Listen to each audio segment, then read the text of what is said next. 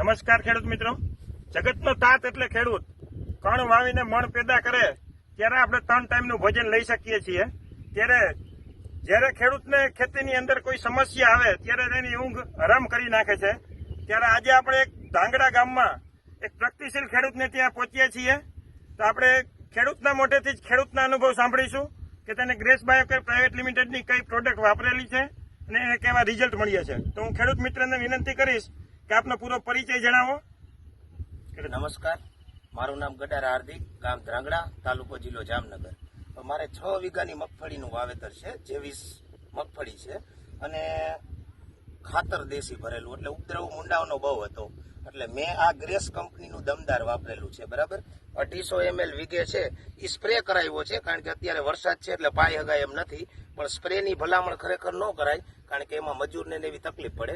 પણ જો તમે આને પાણી ભેગું વીઘે 250 ml તમે દમદારનું ગ્રેસ કંપનીનું પાવ તો મુંડામાં 100% રિઝલ્ટ આવી શકે। તમે આ સામે જોઈ શકો કે આનું રિઝલ્ટ શું છે।